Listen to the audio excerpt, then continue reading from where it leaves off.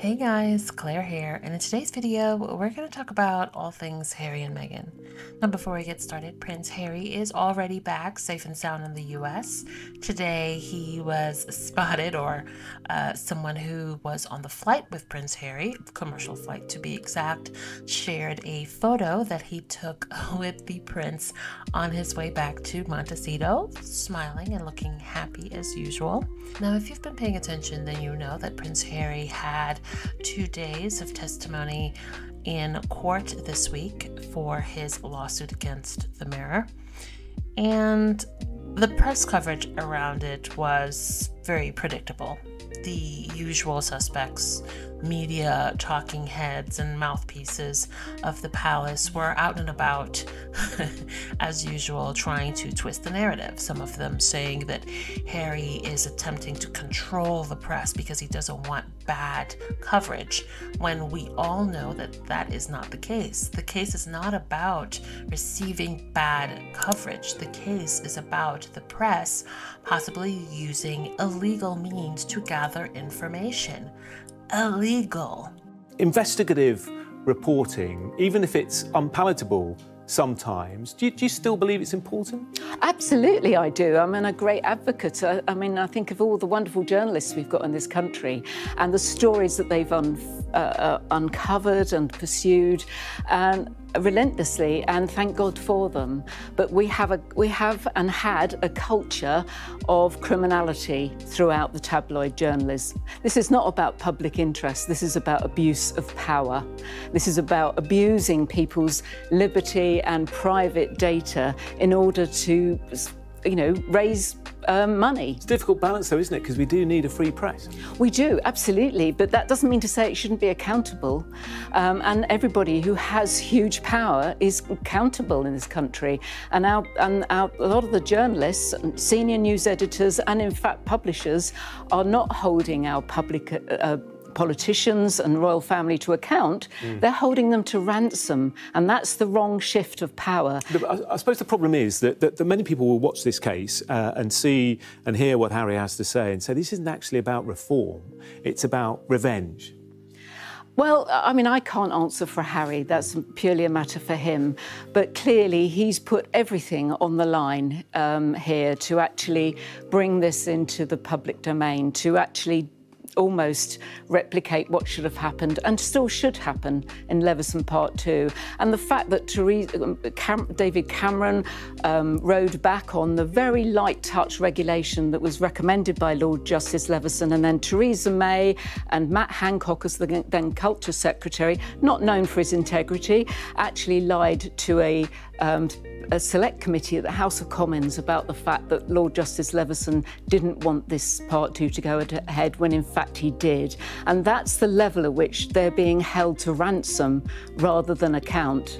Yeah, sadly we can't speak to them tonight. But just finally, Jackie, when the phone hacking scandal first broke, the public, I think understandably and rightfully, were pretty disgusted by it. All these years later, Harry sort of needs public opinion on his side. He needs the public behind him, doesn't he, if he wants to really change what goes on in the British press. Has he got that still, do you think? Do you think you still have that in your campaign?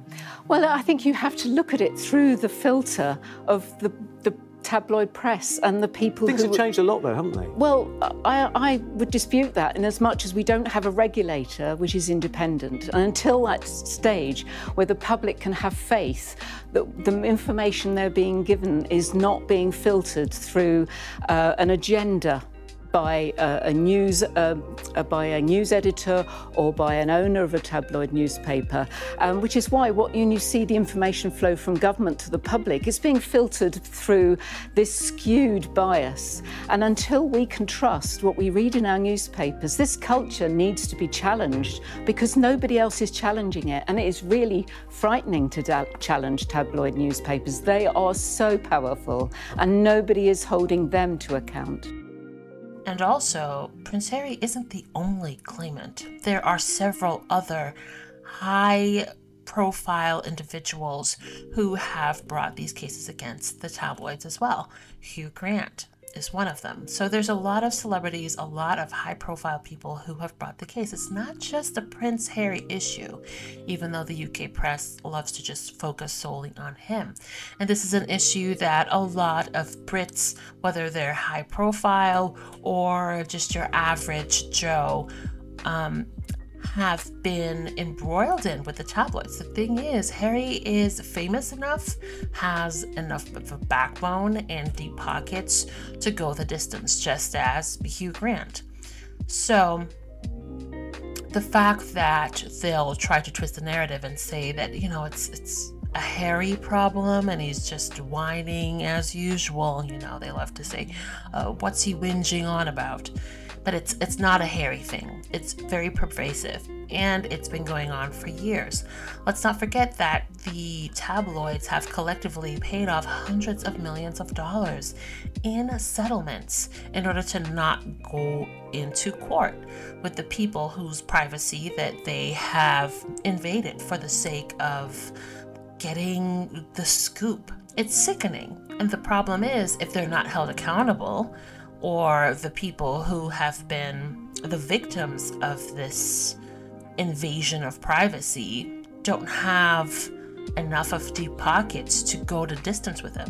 It's very expensive, and we know the UK press is very vicious. We see what they do with Harry and Meghan on a daily basis, so the average person just can't deal with that. It would ruin them financially and most certainly ruin their mental health. So it's interesting to me that there are the royalists who are still mad that Harry left and exposed the not so good aspects of his family and the institution and the UK press. I mean, they're so pissed off about that they're failing to realize that Prince Harry trying to hold the tabloids to task is good for all of UK. But you know, this isn't going to be the first or the last time that we see people supporting institutions and people who do not work in their best interests just out of spite and pettiness and fear-mongering and anger. So, you know, not surprised, but oh well. Was clearly endemic in the British press at that time, and you did nothing. But I will give you this. I'll give you this credit. It's not really credit, but it's like semi-sympathy. I think you were frightened of falling out with, for instance, Murdoch, because at that time you still probably thought he could get you elected. But more importantly, this is the sinister business. There's an individual threat going on. MPs were terrified individually of taking on any of the tabloids, but especially anything from News International. I mean, the prime example being when there was the Culture and whatever it is Select Committee in 2003, no, it's the later one, I think, 2006-9, when they tried to bring Rebecca Brooks in to see them, and she refused, and they asked again, and she refused, and they kept asking, and finally the message got through to the Select Committee, if you make me come, I will destroy your personal lives. And they backed off, terrified. And that's what MPs have been. They've been, on an individual basis, absolutely terrified. It was, after all, Chris Bryant at that same Select Committee who asked Rebecca Brooks the question, have you ever paid the police? And when she made her terrible gaffe and said yes. And 6 months later, what happens? Chris Bryant is outed by The Sun as being gay. You know, this is a protection racket, and it should not be called anything else. And these are supposed to be our lawmakers. Okay. So I'm acutely aware of where my family stand and how scared they are of the tabloids turning on them. Turning on them for what? They're the royal family. Yes, but it's there is this invisible, what's termed or referred to as the invisible contract behind closed doors between the institution and the tabloids, UK tabloids. How so? Well, it is to simplify it. It's a case of if you as a family member are willing to wine, dine, and give full access to these reporters, then you will get better press. What do you care about better press if you're royal? I think everyone needs to have some compassion for them in that situation, right? There is a level of control by fear that has existed for generations Now, while the case was ongoing, there was a YouGov poll, and you know how I feel about polls, and they're being very easy to manipulate. So, I always take poll results with a grain of salt. But this one was very interesting. As opposed to the usual hate-mongering sort of questioning concerning Harry and Meghan, this one was pretty straightforward. And it basically said, with Prince Harry in the mirror in court today, 73% of Britons think that it is definitely or probably true that journalists hacked royal phones, and 72% believe that senior execs and editors at the newspapers knew that it was going on, which is pretty incredible. I mean, honestly, I don't know. 73% is good, but I would think that more Brits would realize and recognize that this is indeed a real problem that has been ongoing. But it's refreshing to see that so many people sort of believe what I personally believe is that executives and editors like Piers Morgan knew exactly what was going on. And not only did they know what was going on, they were a part of it and probably instigating it. And in that vein, throughout the testimony, there was one of, I believe, was it an editor or a journalist, who pretty much said, sometimes they'll be writing on a story and Piers would just make additions to it, and they didn't know where the source of the information was. There's a lot of slimy things that Piers has done over the years that's been coming out through this case. So that's very encouraging, along with the fact that a lot of people who were in attendance of the actual days where Harry was providing testimony were talking about their thoughts on the likelihood of Harry being successful in this portion of the case. A lot of them talking about him being very clear and calm, answering the questions quite wonderfully, not getting riled up, not getting angry, just being a model witness, and how beneficial that would be. And in terms of how Prince Harry's done in court today, Laura, you've been in court and listened to some of the evidence. How do you think he's got on? There was always a worry with Harry coming here in person that once he took to the witness stand, his lawyers, his legal team were not going to be able to advise him anymore. They haven't been able to coach him and tell him what to say, but they've been able to advise him. But as soon as he's under oath, that's it. He is on his own in that busy, crowded courtroom. And there was a fear that the barristers for Mirror Group newspapers would try and rattle, they'd try and rile him, prod and poke him, until he started taking himself down roads that they wouldn't want him going down, saying things that they didn't want him saying. But it seems so far the reason Harry's team are happy is because he's remained calm. I think he's remained with more confidence perhaps as the proceedings have continued, and he certainly has kept his cool, and that was the fear there, that he wouldn't keep his cool, he'd lose his rag, if you like. You can see 20 or 30 years of bitter hurt and betrayal in his view. And I think he thinks that it's about time that somebody got those responsible into court, and that the whole truth as he would see it is heard. And so far, both the news group newspapers and Mirror Group newspapers have spent tens of millions, maybe hundreds of millions in settling claims so that they don't get into court.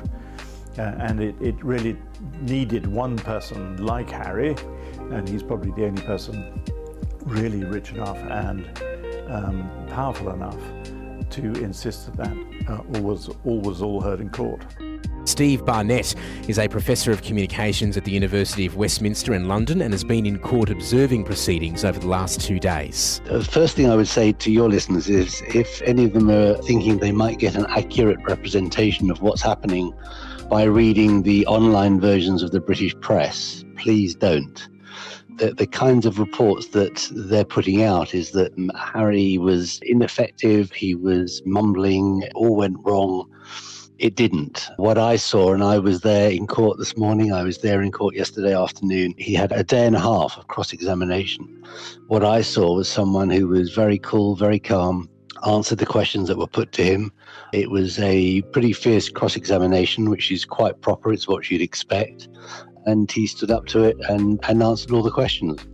So I think he's done exactly what he set out to do, which is to make the case that there was a huge amount of intrusion. Some of it may have been done lawfully. A lot of it was done unlawfully. I think he will be reasonably happy with the way it's gone. Also, the fact that I believe one of the former editors or journalists, was called to be questioned, not by Harry's lawyers, but by the judge, which I found to be a very interesting development. So that lets me know that the judge is truly taking this case very seriously. And the fact that he saw fit to call this woman in for testimony could be a very good indication in Harry's favor. Now, there have been two interesting developments this week as it relates to people who have been publicly showing support for Harry, one of which is Caroline Flack's mother. And for those of you who don't know, Caroline Flack had briefly dated Prince Harry, and she was a public figure in the UK. Some things happened, and the UK press basically bullied her, sort of like what they do to Harry and Meghan. But, Meghan was able to get out of that environment and get help, and now she's, living back at home in the US, happy and sitting under a tree. Caroline Flack, unfortunately, was not that lucky. The bullying got so bad that she ultimately ended it all.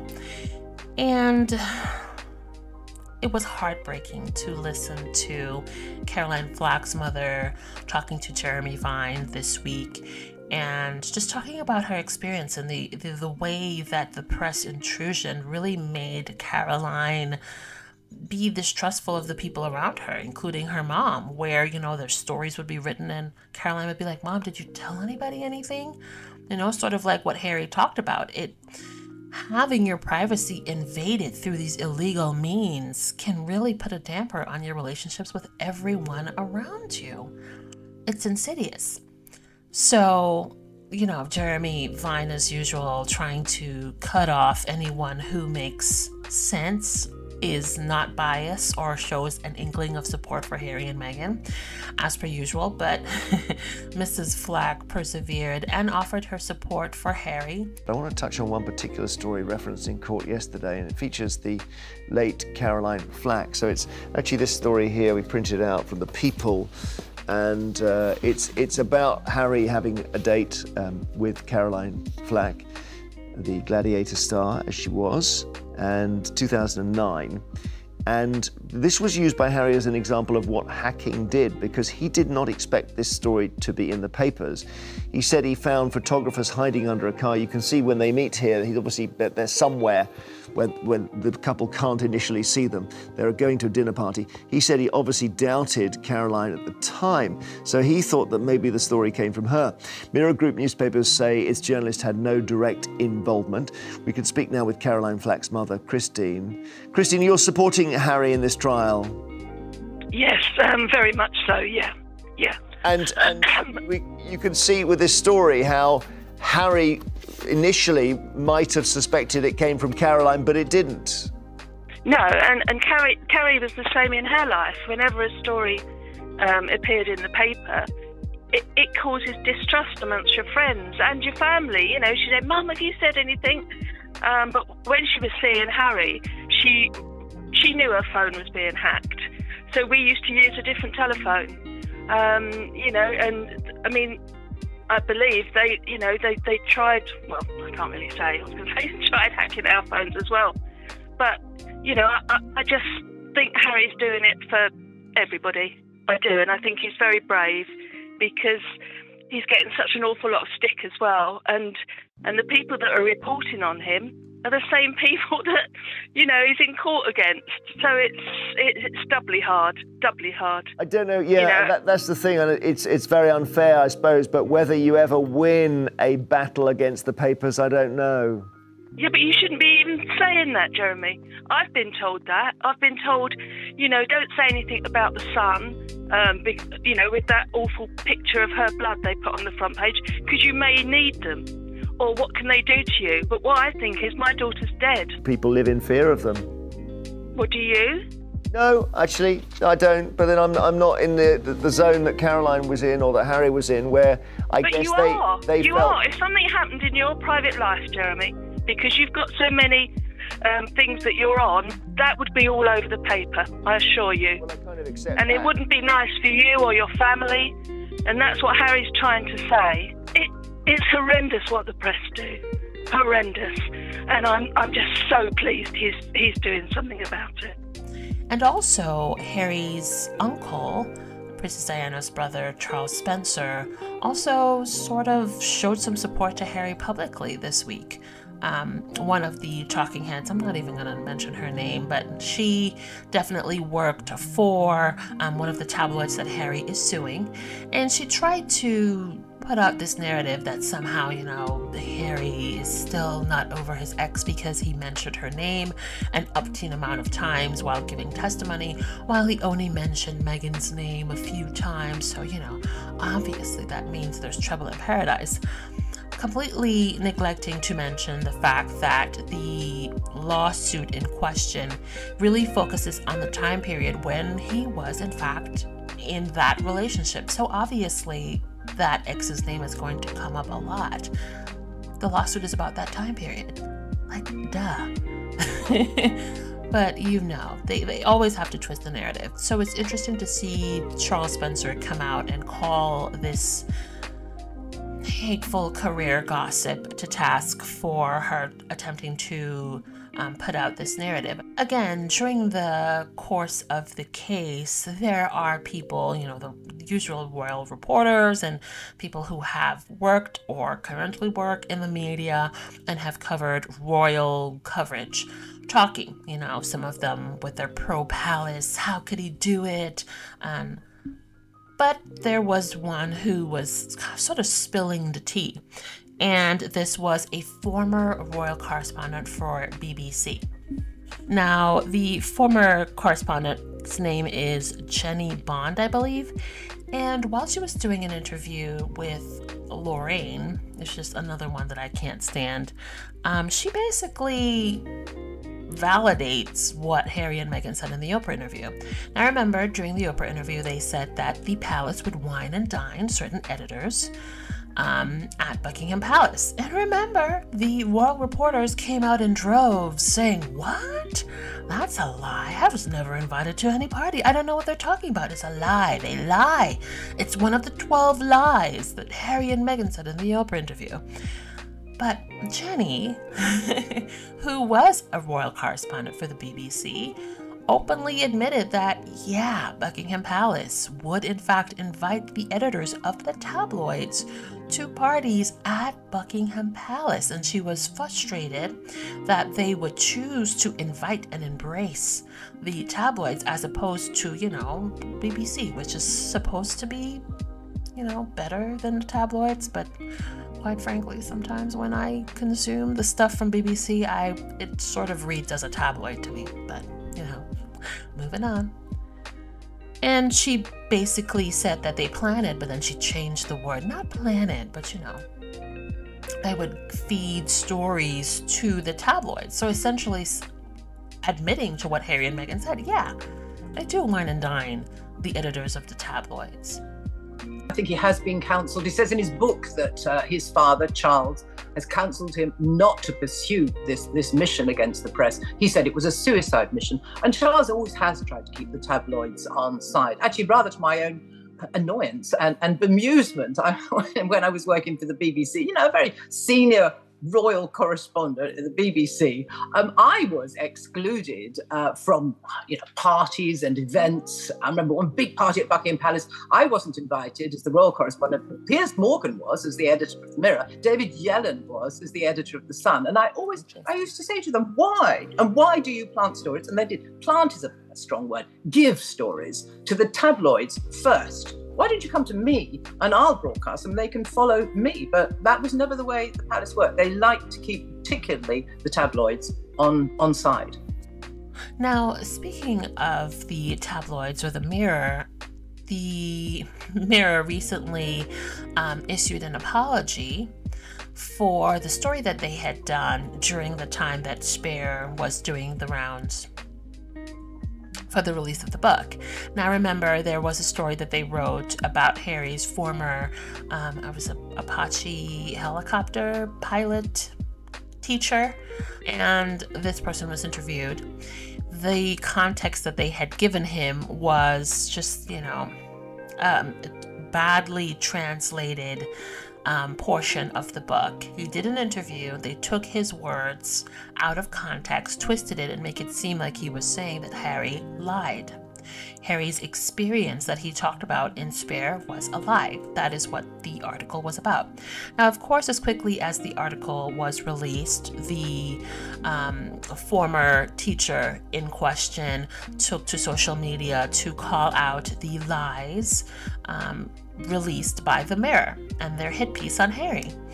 And of course, the Mirror and the narrative that they created in this article went global very quickly, and they knew that. They knew that it was a lie, and they didn't care, because they never do. And they knew that him saying, hey, no, that's not what I said, I didn't say that at all, is unlikely to reach the masses in a way that the original article did, and it didn't. Now that they're in a lawsuit with Harry and he is coming for their throats, they all of a sudden issue an apology and say that they lied and also removed the article. Yeah.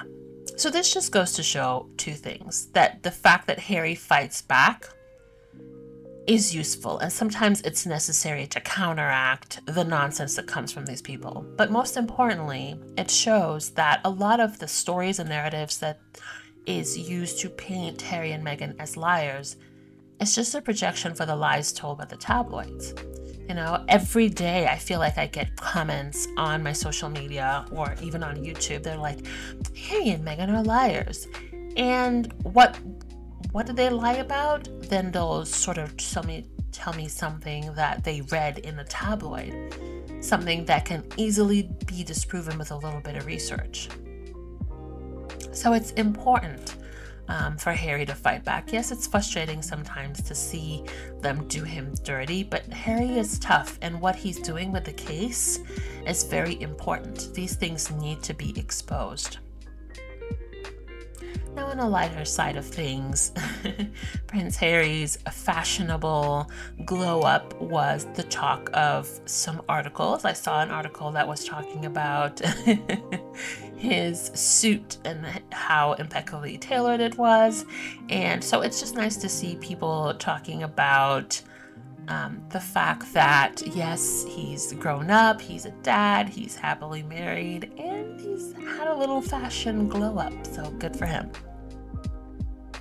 Also, it was revealed by a local business in Montecito that they had sent a cute little bike for Prince Archie for his birthday, and they posted a thank you letter that they had received from Harry and Meghan's team for the bike. And like clockwork, the usual detractors started to attack this company in swarms, as they usually do. I'm convinced that these people have like some sort of Google alert thing set up where anytime someone says anything about Harry and Meghan, they're alerted just so that they can swarm and attack, because that is what they did.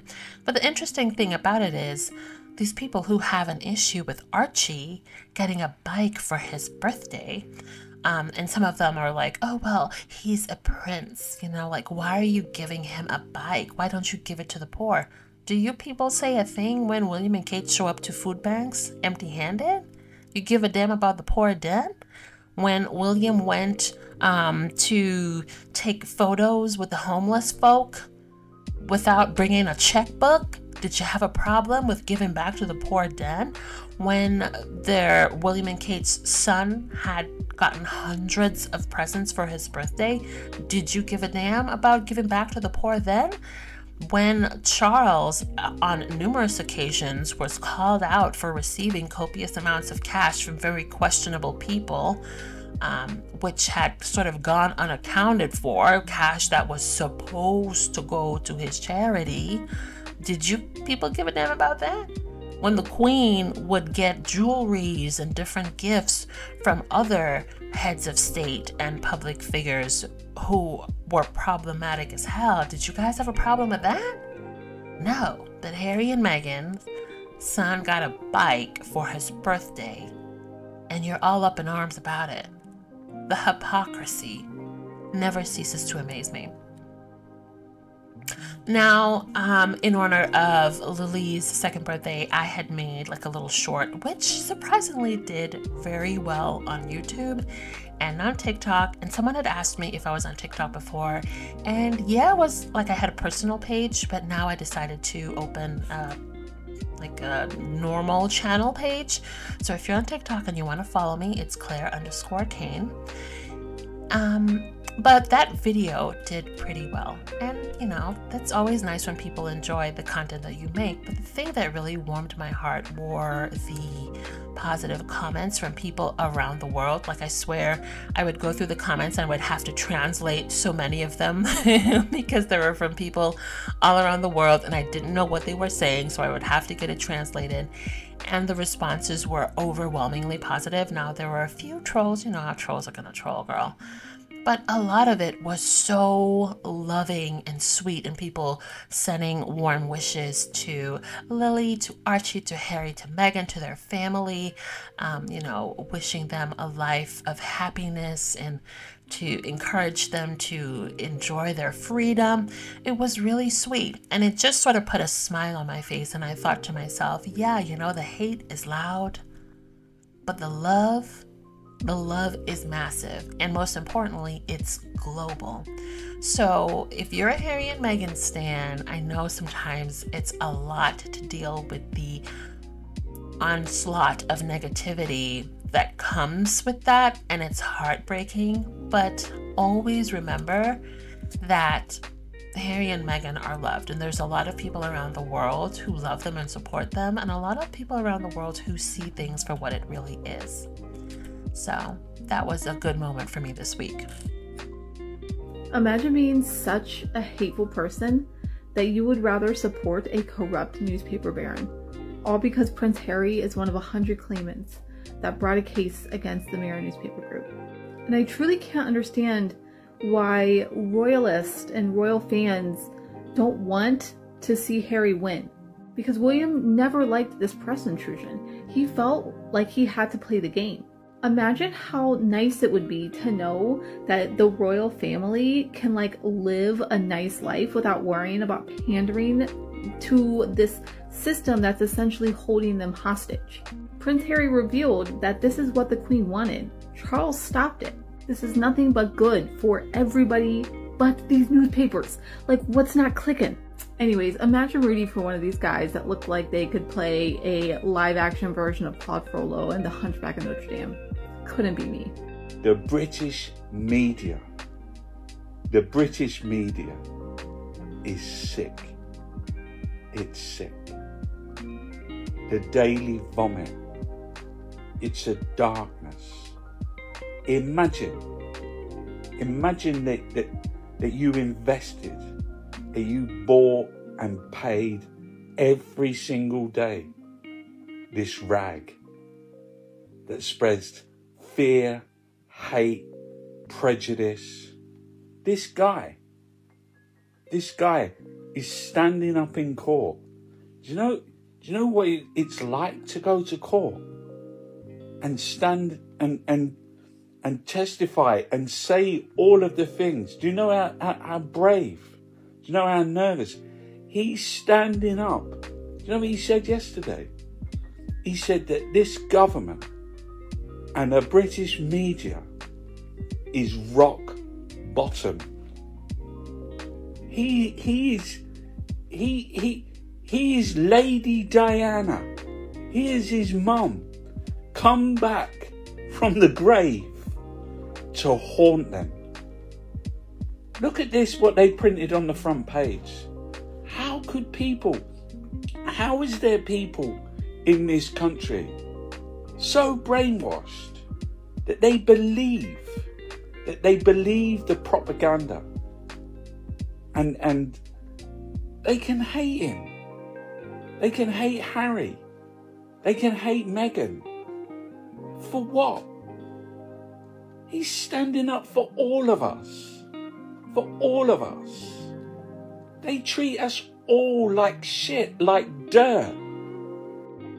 Answering this question, what happens if the scapegoat leaves the family? This is a question on a previous video about how the scapegoat role can prop up families by being an easy target for unresolved issues. So, when the scapegoat leaves, there's 3 common things that can happen. 1. The family chooses another scapegoat. This is often another sibling or the non-dominant caregiver. The family structure stays intact by maintaining the status quo, which in this case is always having a person to blame. 2. The family continues to blame the scapegoat even from afar. The remaining family members continue to mythologize that the scapegoat was always the problem, and them leaving is just another sign of that truth. The scapegoat just couldn't keep it together, and we're the normal ones. Of course, this is not true. Number 3, the family falls apart because there's no easy target anymore to buffer the family from their unresolved issues. Sometimes in trying to pick another scapegoat, more family members disconnect or go no contact, and the family becomes further fractured. Many scapegoats deep down already know all this. They sense that their family system is fragile, and if they leave, things might fall apart. Sometimes the scapegoats continue to take the blame because it keeps the status quo going, and they feel they're the only ones strong enough to take on this job. The key here is that scapegoats are not responsible for keeping families together, just like children are not responsible for preventing their parents' divorce. These patterns started long before the scapegoat ever arrived. Thanks for watching. Don't forget to like and subscribe. Also, hit that notification bell.